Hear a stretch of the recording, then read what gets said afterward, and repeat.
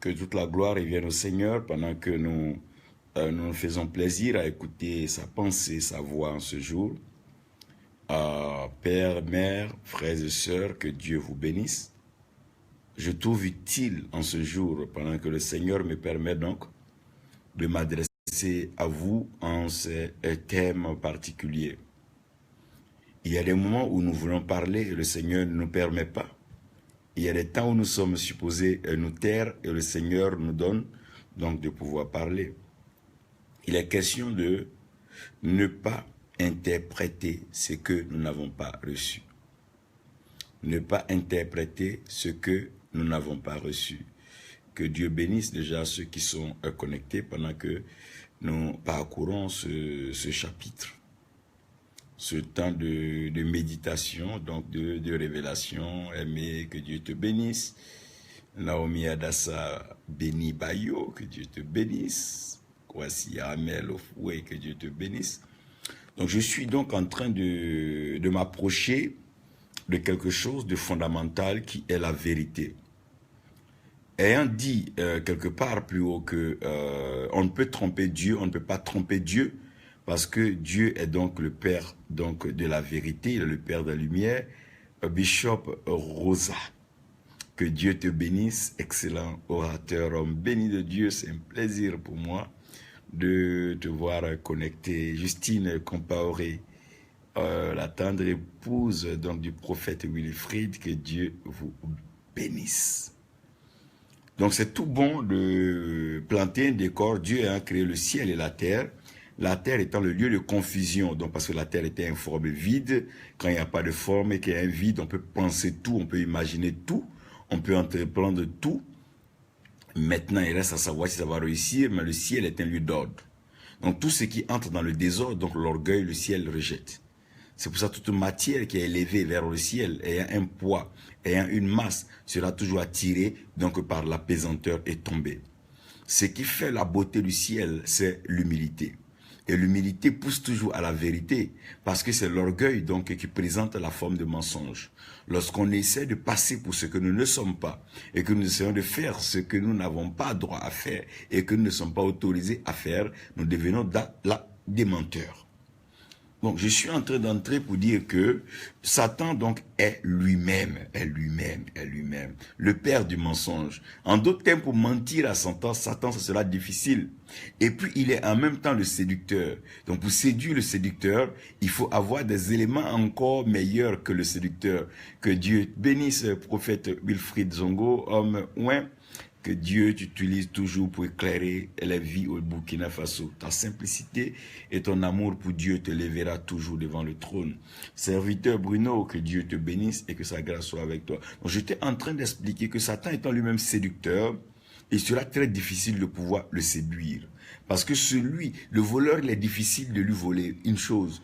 Parce que il est lui-même vigilant et il veille à cela. Apollinaire, que Dieu te bénisse, que sa grâce repose sur toi. Donc je suis en train de repartir donc vers le ciel pour expliquer que Dieu est donc le Père des Lumières. En d'autres termes, il sera très difficile de pouvoir cacher quelque chose à Dieu.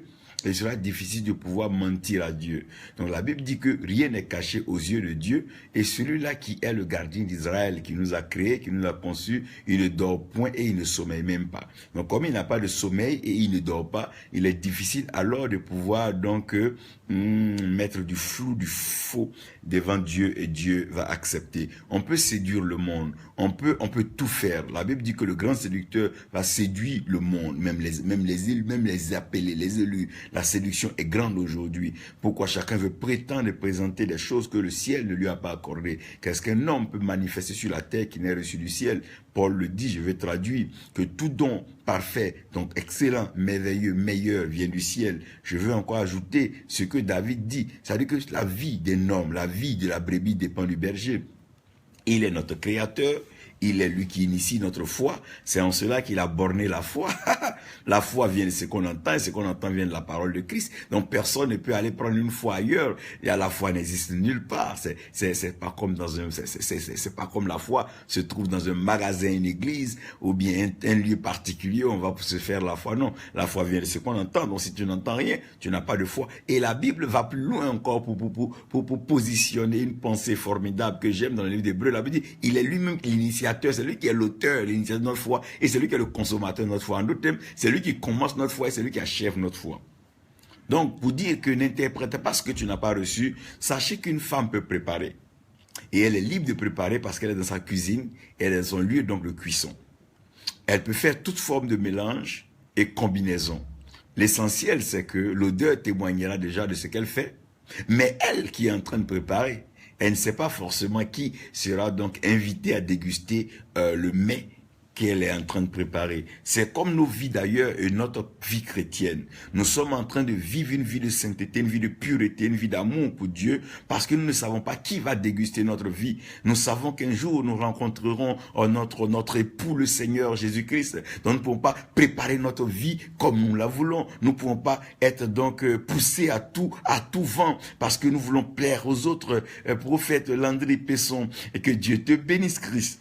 Et je parle alors donc au représentant du prophète Omoto, Marshall, que Dieu te bénisse, que sa grâce repose sur toi. Donc, puisque celle qui prépare ne sait pas forcément qui va manger, et Kanza Atikora Sanislas, que Dieu te bénisse, amis frères depuis le lycée, nous avons passé de bons moments de 4e et 3e. Nous sommes en train donc de parler de n'interprète pas ce que tu n'as pas reçu. Aidez-moi à avancer un peu. Christelle Lata, que Dieu te bénisse, que Dieu te comble de grâce. Je suis en train donc de parler de ne n'interprète pas ce que tu n'as pas reçu. Je viendrai à cela, mais laissez-moi donc créer un espace plus favorable. Ben Adonai Israël, servant de Dieu, que Dieu te bénisse. Et fais un gros coucou à mon grand frère Alain et dis-lui que nous sommes ensemble. Qu'est-ce qui est en train de se passer? Celle qui prépare ne sait pas qui mangera. Donc nous sommes aujourd'hui dans nos chambres en train de prier, dans nos lieux de souffrance, en train de nous battre, mais on ne sait pas qui nous verra demain. David était quelque part dans la brousse, en train de se préparer, en train de faire plaisir aux brebis et se défendant, se battant, se débattant contre l'ours, le lion. C'est-à-dire avec une force impensable, inimaginable, ne sachant pas qu'un jour de sa brousse, il serait appelé donc pour rencontrer le prophète Samuel, cet homme qui transportait lui le voyant, le visionnaire de Dieu, celui qui avait la capacité de pouvoir transformer l'esclave en roi, le petit en grand, le pauvre en riche, l'esclave en libre. Dieu ne peut pas te laisser interpréter la vie d'une nation, ne peut pas te laisser interpréter la vie d'un peuple, parce qu'il y a des temps, il y a des saisons, il y a des changements et il y a des complications. Ce que tu crois bien voir peut être invisible parce que les choses échappent à celui qui voit. Oh, frère Jonathan, que Dieu te bénisse, que sa grâce repose sur toi. Félix, que Dieu te bénisse, que sa grâce repose sur toi. Chantrel Kana, que Dieu te bénisse. Marc Yao, n'interprète pas ce que tu n'as pas reçu. Oh my God. Je vais dire une chose là d'abord avant d'avancer. Tout ce qui est lié à l'esprit est lié à l'invisible, est lié au surnaturel et est lié à l'extraordinaire. En d'autres termes, Dieu a extrait ce qui est de lui, de l'ordinaire. Il a extrait ce qui est de lui et il a mis dans un lieu élevé qui est le surnaturel. Quand on parle du surnaturel, c'est ce qui se met au-dessus du naturel et qui permet au naturel de pouvoir avoir un avenir. En d'autres termes, c'est un boulevard. Un boulevard ouvert pour monter plus haut. Oh mon Dieu, mon Dieu, mon Dieu. Geneviève Kakou, que Dieu te bénisse. Que Dieu vous bénisse, Apollinaire, et vous tous. Donc, comprenez un peu que pour pouvoir donc interpréter quelque chose, il faille forcément l'intervention et la grâce du surnaturel. C'est en cela que Dieu a créé l'humanité et il s'est rendu lui-même invisible, afin que la création et la créature soient en perpétuel questionnement, question, requête, cherche, poursuite après Dieu. Puisque tant qu'on n'arrive pas à voir Dieu, la vie est toujours engagée. Mais celui qui veut voir Dieu plus tôt que le temps, il est libre, la porte lui est ouverte, il n'a pas besoin de maladie. Et mon cher ami, tu peux aller le voir. Mais pendant que nous sommes en train de le sonder, le chercher à le déguster dans cette parole formidable, cette parole de Dieu, cette Bible, oh, ce trésor des nations, cette Bible toute belle. Oh, nous ne pouvons pas l'écrire nous-mêmes. Tu n'écriras pas ta Bible, mon cher ami. Tu n'écriras pas la Bible des nations, c'est pas possible. Tu n'écriras pas la Bible des peuples. Non, non, non, non. Ne laissez pas les gens vous tromper. La parole de Dieu, oh mon Dieu, nous comprenons par la foi que cette parole, aïe, elle est la vérité, elle est fondée sur Christ. Et la Bible dit, avant même la fondation du monde, l'agneau avait été immolé. Oh Jésus, Jésus, Jésus, Jésus, Jésus, on t'aimera toujours. Oh, qui est comme toi, Seigneur Jésus. Nous t'aimerons tous les jours, nous t'aimerons pour toujours. Tu es glorieux, tu es merveilleux, tu règnes dans le ciel, tu as l'autorité spirituelle suprême, ta parole vient sur la terre, elle s'impose à l'humanité, elle ne discute pas, elle ne se fait ni voter, elle ne se fait ni élire, elle ne se fait ni acclamer, mais elle est indiscutable parce qu'elle est la vérité. Tu es libre d'acclamer la vérité, comme tu es libre de fermer tes oreilles à la vérité, mais la vérité triomphera toujours du mensonge, de la même façon que l'amour est plus fort que la mort. Aïe, aïe, aïe. La vérité triomphe toujours du mensonge. Donc, puisque Dieu n'est pas visible, ses œuvres sont visibles.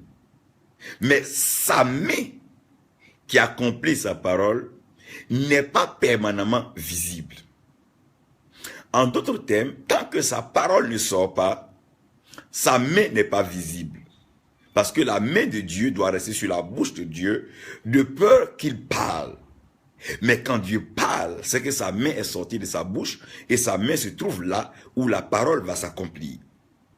Donc les mains de Dieu sont en train de parcourir les nations et Dieu est en train d'accomplir des miracles.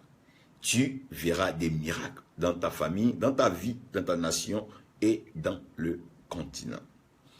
Puisque les mains de Dieu ne sont visibles qu'à des moments particuliers, nous devons alors faire attention. Proverbe dit, dans sa main droite, donc à sa droite, il y a la longue vie, et à sa main gauche, nous avons donc les richesses et la gloire. Donc, à la recherche de la gloire et les richesses, et en voulant jouir d'une vie glorieuse, on peut confondre les mains de Dieu et engager nos mains, croyant que c'est la main de Dieu. Mais n'oubliez pas que la main de l'homme ne peut pas accomplir la parole de Dieu. Les projets d'un homme ne peuvent pas accomplir la parole de Dieu. La vision d'un homme ne peut pas accomplir la parole de Dieu. Parce que la Bible est formelle. Elle est formelle et stricte sur cela. Et c'est une vérité fondamentale avec laquelle nul ne peut jouer. Ce que sa bouche dit, c'est sa main. Sa main, regarde ta main. C'est pas ça là, moi. C'est pas toi ta main qui va accomplir, mais c'est la main de Dieu. N'interprète pas ce que tu n'as pas reçu. Dieu se révélant à son peuple. J'aimerais que vous lisiez un peu Genèse et que vous regardez de plus près l'histoire de Joseph. Et regardez encore de plus près l'histoire de Daniel. Maintenant, regardez de plus près la vie du Saint-Esprit. Joseph se retrouve dans un pays étranger où il est parti pas de lui-même. Il est parti donc par la méchanceté de ses frères. Après avoir tenté de le tuer, ils se sont résolus à donc le vendre parce qu'ils avaient besoin d'argent. Ils avaient besoin d'aide de vivre à l'aise, donc ils ont vendu leur frère, avoir tenté de le tuer parce qu'ils voulaient avoir l'approbation de leur père, comme les hommes le font dans le monde aujourd'hui, détruire donc leur prochain pour pouvoir avoir un passage comme si c'est pas Dieu qui offre les routes. Joseph s'étant trouvé en Égypte, avait un élément sur lequel il pouvait s'appuyer, qui est la grâce de Dieu, et Dieu lui a donné la capacité de pouvoir interpréter les rêves.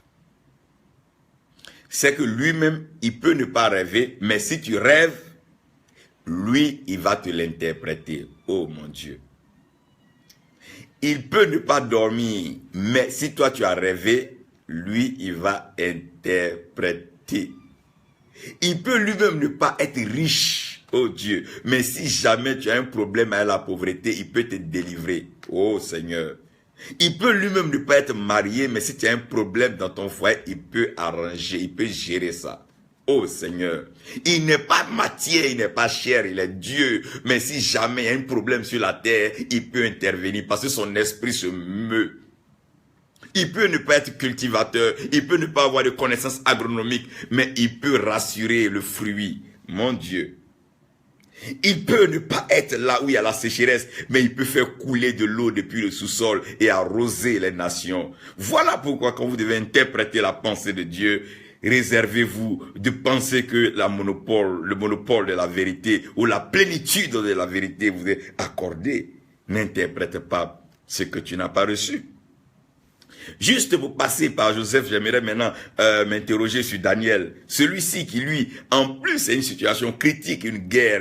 Donc, il se retrouve comme exilé. Joseph encore, il a été bazardé, il a été vendu.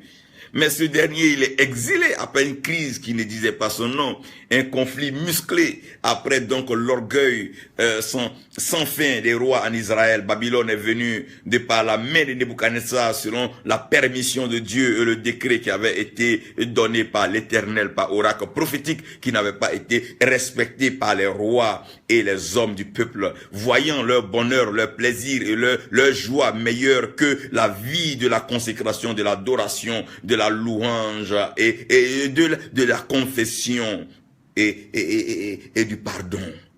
Ils ont oublié ces choses, ils ont regardé à leur trésor, commencé donc à se bâtir des villas, se multiplier donc les avoirs, se faire de grosses affaires, sans oublier que Babylone venait.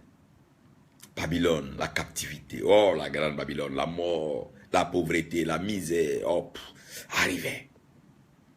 Le temps donc de se rendre compte, comme le prophète Jérémie l'avait annoncé, et que personne n'avait voulu écouter, comme les gens n'écoutent jamais d'ailleurs.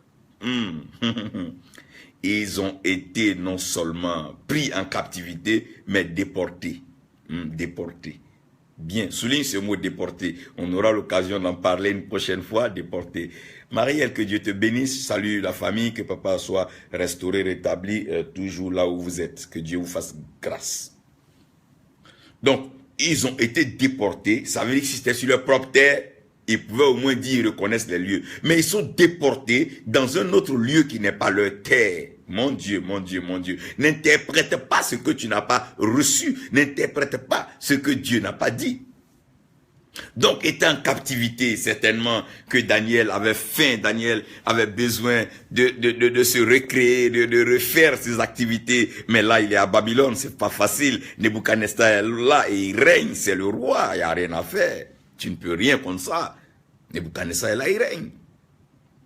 Mais Dieu va laisser la capacité à Daniel de pouvoir interpréter les songes, révéler donc les mystères et déceler ce qui a été scellé, apporter à la lumière ce qui a été caché. C'est ça la vie d'un homme, c'est reproduire le divin qui est caché en soi, c'est de manifester le surnaturel, la puissance qui est enfouie en nous. C'est ça notre vie, ce n'est pas de porter de beaux habits et de jubiler sur les scènes les dimanches, ce n'est pas de se promener de cour en cour et dire des aventures dans lesquelles Dieu nous a pas emmenés, mais c'est de reproduire, manifester, exposer le divin, le surnaturel et déclarer haut et fort ce que dit l'Esprit. Et Paul le dit, j'aimerais bien encore le dire ici, c'est parce que nous avons cru que nous avons parlé. Oui, c'est par la foi que nous parlons. Nous avons cru. C'est pour cela que nous parlons. N'interprète pas ce que tu n'as pas reçu. Joseph se retrouvait en Égypte. Il avait été en prison et il était en prison. Mais quand l'occasion du rêve s'est présentée, il n'a pas parlé de Potiphar ni de sa femme. Tu ne peux pas présenter Dieu avec un esprit revanchard, avec un esprit de haine, un esprit aigri. Non. Tu ne peux pas aller devant Dieu avec ça. Quand Joseph a eu l'occasion d'expliquer le rêve, il aurait pu dire que c'est Potiphar et sa femme qui m'ont créé des problèmes, m'ont mis en prison. Mais il n'a pas interprété le rêve par comme ça. Ne pars pas vers Dieu avec un cœur malin, un cœur méchant, un cœur mauvais. Ne va pas vers Dieu avec un cœur rancunier. Non, non, ne va pas vers Dieu avec un cœur meurtrier. Non, non, non, c'est pas bon. C'est pas bon. Caïn en sait beaucoup de choses. Quand Joseph, ah mon Dieu, c'est pas lui qui est arrivé, hein, mais quand il est arrivé pour expliquer le rêve, il aurait pu parler de ses frères qui lui ont fait le mal, il aurait pu parler de Potiphar et de sa femme qui sont foutus de lui, et la femme de Potiphar qui a voulu abuser de lui. Il n'a pas passé à ça. Quand vous interprétez la pensée de Dieu, la parole de Dieu, ne vous mettez pas au centre de la prédication, ne vous mettez pas au centre de la prophétie. Vous êtes des instruments utilisés par Dieu. Nous sommes des instruments, s'il vous plaît, que Dieu utilise pour parler aux nations et aux vies. Ce n'est pas à nous. C'est pas à nous de faire tourner le message autour de nous. Non, non, non. Nous sommes des messagers. Nous ne sommes pas le message. Le message, c'est Christ. Le message, c'est lui. Jean-Louis Jaillet, que Dieu te bénisse. Comprenez une chose. Joseph n'a pas interprété le rêve en commençant par se plaindre de Potiphar et de sa femme et de ses frères. Que Dieu te bénisse, pasteur Okubo, Désiré, que Dieu te bénisse, que sa grâce repose sur toi. Donc je suis en train de faire comprendre que n'interprète pas ce que tu n'as pas reçu. Joseph avait le choix entre parler de Potiphar et de ses frères ou bien de se concentrer sur le rêve que Pharaon avait reçu. Daniel à son tour se retrouve esclave. Mais esclave stratégique, il est exilé là. Il n'est pas en prison, mais il est exilé. C'est une autre façon aussi. Il est là-bas. Et Pharaon, lui, il était là-bas avec Joseph, mais lui, il se retrouve avec un roi. Celui-là. Ah mon Dieu. Stéphane Olobli, que Dieu te bénisse. Que ta grâce repose sur toi. Celui-ci, il s'appelle Nebuchadnezzar. Non seulement il est puissant, mais le monde entier est sous son influence. Or, que l'argent a influencé le monde, que l'argent domine le monde, que l'argent mate le monde, que les richesses matent le monde. Mais malgré la force et la puissance de l'argent et des richesses, la foi reste une puissance que l'argent ne pourra jamais contrôler et que l'argent ne contrôle pas. Parce que la foi, elle est invisible. Aujourd'hui, ton banquier ou bien ton gestionnaire peut fermer ton compte et puis tu n'as rien à la banque, ça va nulle part. Mais la foi ne peut pas se fermer parce que Dieu ne cessera jamais de parler. Il est parole et sa parole est esprit et vie. Sa parole est spirituelle et elle donne la vie. Dieu va te parler aujourd'hui et tu vas apprendre donc à interpréter les événements de ta vie et ce qui t'entoure. N'interprète pas ce que tu n'as pas reçu. Lorsque Pharaon fait le rêve, on lui fait appeler Joseph. Oh Dieu. Quand Nebuchadnezzar fait son rêve, on lui fait appeler Daniel. Qui t'a appelé? Qui t'a demandé d'interpréter la situation politique, économique, sociale des nations? Qui t'a donné le droit d'interpréter, de faire une lecture de la situation en Afrique? Qui te permet de faire une lecture, qui te permet de faire le profil alors de l'évolution des nations et de la condition des hommes? Qu'est-ce que tu en sais? N'interprète pas ce que tu n'as pas reçu. Non, non, non, non, non, non, non, non. Letty, que Dieu te bénisse, que Dieu bénisse mon frère MCD, Claude Bernard, et que Dieu te bénisse, prophète de Dieu en France, Wilson Lagneau, Jean-Jacques.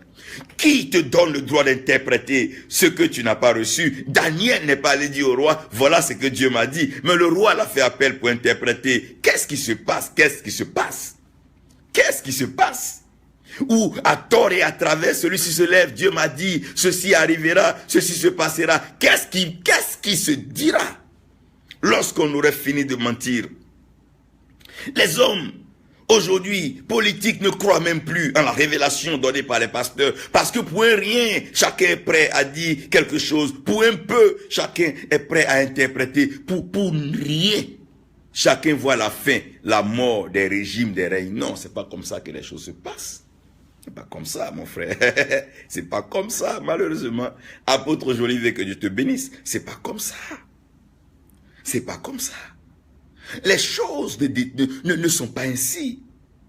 N'interprétez pas. Oh, c'est que tu n'as pas reçu. Et même quand tu as reçu, demande encore l'autorisation de pouvoir interpréter. Tu es libre d'avoir une Bible, mais la révélation ne dépend pas de toi. Elle vient de celui qui a écrit la parole. Tu es libre de te payer des Bibles, tu es libre d'aller voir des pasteurs, tu es libre d'aller au culte le dimanche, mais la révélation ne vient pas de ça. C'est Dieu qui se révèle à toi, c'est lui qui t'apparaît. Moïse était dans le désert. Il était en train de faire paître le troupeau de son père, et son père n'est pas n'importe qui. Il était le sacrificateur de Madian, du nom de Jéthro. Cependant, Moïse n'avait aucune révélation de Dieu. Il voulait défendre le peuple de Dieu sans avoir une révélation de Dieu qui a son peuple. C'est dommage pour des gens qui veulent vivre dans le temple de Dieu sans avoir la révélation de Dieu qui a le temple. Ils bâtissent des maisons et ils sont étonnés que Dieu n'est pas dedans. N'interprète pas ce que tu n'as pas reçu. Ne véhicule pas un message que tu ne connais pas. Ne parle pas de ce que tu n'as pas encore perçu. Que Dieu te bénisse, Kata François Laurent. Que Dieu te bénisse. Faites attention, n'interprétez pas ce que vous n'avez pas reçu. Ça et là, nous entendons crier, il aura des flammes, il aura des crises, il aura là, des guerres. Non, c'est pas comme ça que Dieu parle. Dieu n'a pas besoin de violence. Non. Pour pouvoir établir son règne. Dieu n'a pas besoin de guerre pour établir son règne. Dieu n'a pas besoin de palabres pour établir son règne. Dieu est un Dieu de réconciliation, de négociation et de discussion. La parole est faite pour négocier, pour discuter, s'accorder. Oh mon Dieu, Dieu est en train de s'accorder. Le ciel s'accorde avec la terre. Je n'ai jamais vu un combat entre le ciel et la terre depuis que je suis né. Mais le ciel trouve les moyens pour plaire à la terre, oh mon Dieu, en l'arrosant par la pluie. Et aussi la terre fait tout pour pouvoir honorer le ciel en faisant remonter la vapeur, oh mon Dieu, par le feu qui s'y trouve. Qui t'a demandé et pourquoi interpréter ce que tu n'as pas reçu? Permettez-moi rapidement d'aller là. Interpréter. Regardez le mot inter et puis regardez le mot prêtre. Regardez le mot inter, regardez le mot prêtre. Vous allez comprendre que Dieu n'a pas mis d'intermédiaire entre lui et nous, mais il a mis un médiateur.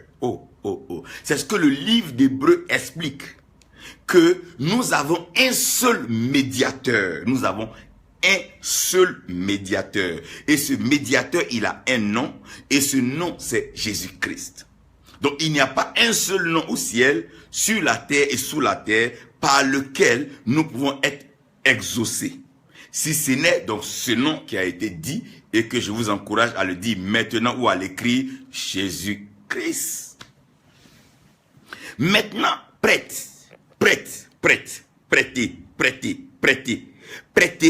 c'est une capacité à se soumettre à la vérité sans toutefois mentir ou même de se taire quand on ne sait rien. Un prêtre ne peut pas se retrouver en train de se blesser lui-même avec un couteau pour dire que lui veut faire un sacrifice. Non. Un prêtre n'est pas celui-là qui s'élève lui seul pour offrir un sacrifice. Non, c'est pas ça le prêtre. Le prêtre, le souverain sacrificateur, comme vous savez, il n'entre dans le lieu très saint que lorsque le peuple est venu dans le parvis et que de par le parvis, les sacrificateurs ont trimballé la suite dans le lieu saint avant que tout n'arrive dans le lieu très saint. Qui t'a autorisé à interpréter la destinée des nations? Qui t'a autorisé à prophétiser sur les nations? Ainsi parle l'Éternel quand Dieu n'a pas parlé. Il aura ceci, cela quand Dieu n'a rien dit. Calmez-vous, Dieu est un Dieu de paix.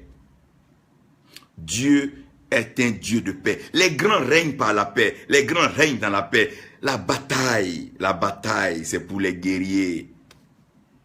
Mais Dieu est l'Éternel des armées. Qui combat mieux que Dieu? Qui peut se battre mieux que Dieu? Qui peut avoir une épée meilleure que celle de Dieu? Qui peut avoir une lance, une flèche meilleure que celle de Dieu? Qui peut avoir une machette meilleure que celle de Dieu? Mais nous n'avons qu'une seule âme, et notre âme, c'est la parole de Dieu. C'est la parole de Dieu. C'est cette parole, cette belle parole qui nous permet d'ailleurs de partager la pensée, le cœur de Dieu.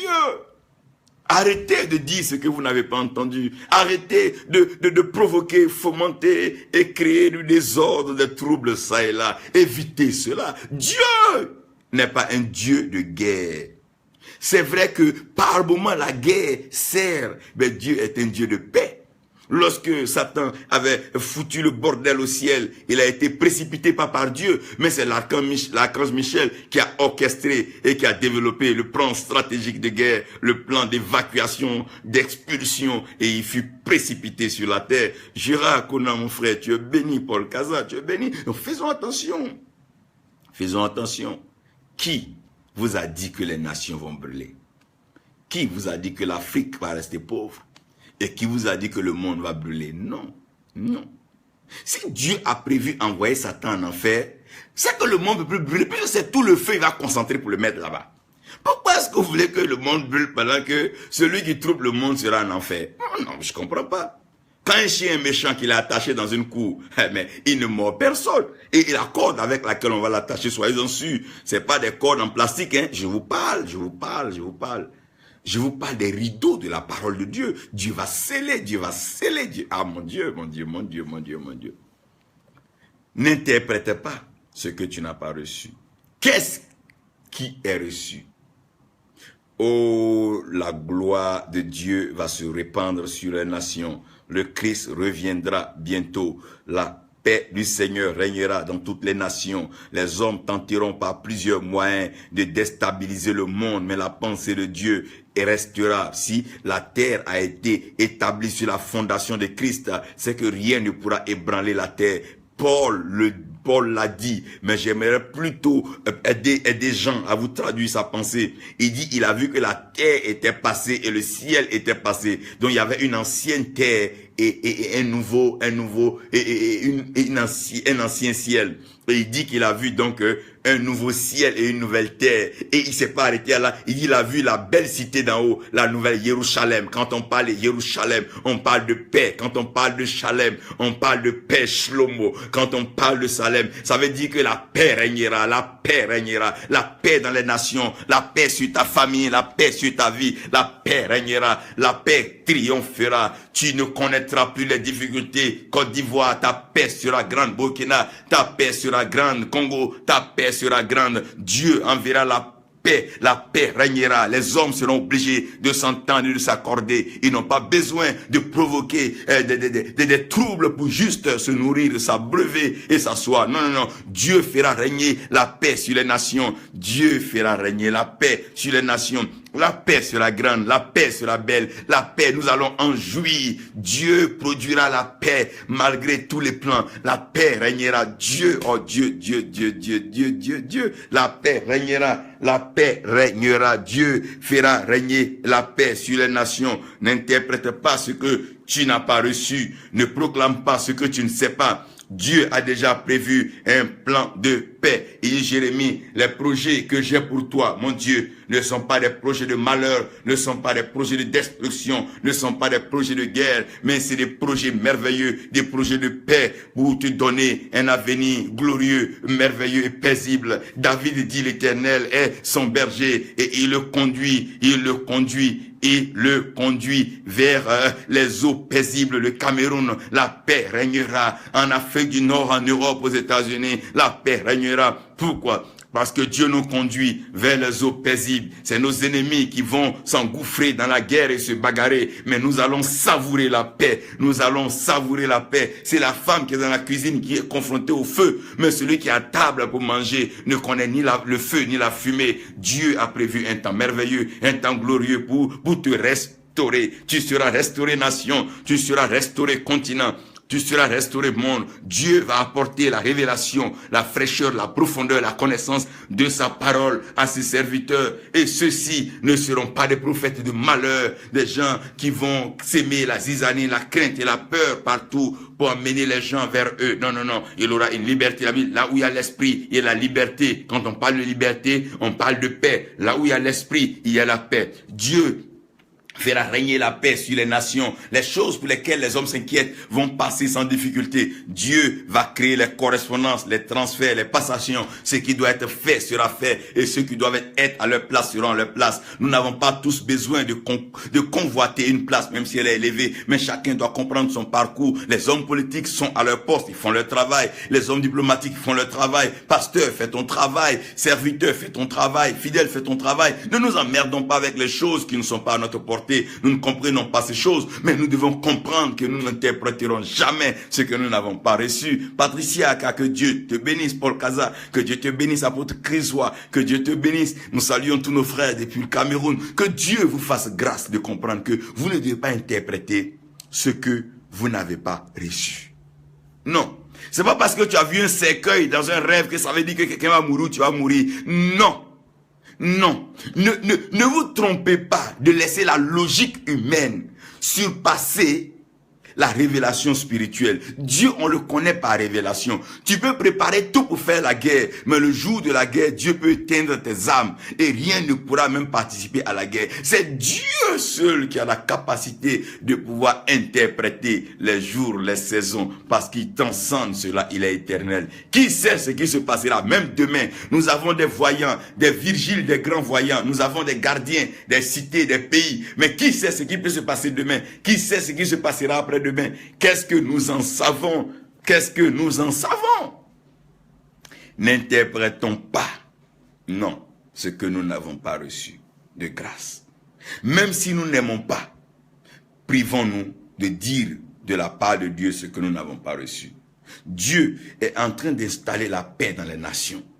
Dieu est en train... Au fait, chaque fois que vous voyez que le mal est en train de monter, vous devez comprendre que la grâce sera bonne. Ne vous laissez pas distraire. C'est pas parce qu'aujourd'hui il y a les poupées, il y a les homosexualités que l'amour va disparaître. Non, non, non, non, non, non. Non, non, non, non, non, non, non, non, non. C'est pas hier Satan est tombé sur la terre, ne vous trompez pas. Il a été précipité depuis très longtemps. Ne croyez pas que votre temps est plus dur. Au temps de nos parents, il y avait le travail forcé, mais les gens ont eu la paix dedans. Attention, attention. Évitez d'interpréter ce que vous n'avez pas reçu. Évitez d'interpréter ce que vous n'avez pas reçu. Qu'est-ce que j'ai reçu? Oh Dieu, j'ai reçu que nous devons lire la Bible et nous devons nous accrocher au Seigneur Jésus-Christ, qui est notre Sauveur. Dieu est l'autorité spirituelle suprême, c'est lui seul qui est au ciel et il voit la terre. Il accomplira parfaitement sa pensée, sa parole et sa volonté sur la terre. Que Dieu vous bénisse, que Dieu nous bénisse et que sa grâce repose sur chacun de vous. Que Dieu te bénisse. Donc, Lydie, Germaine Traoré, tu viens à la fin. Que Dieu vous bénisse tous.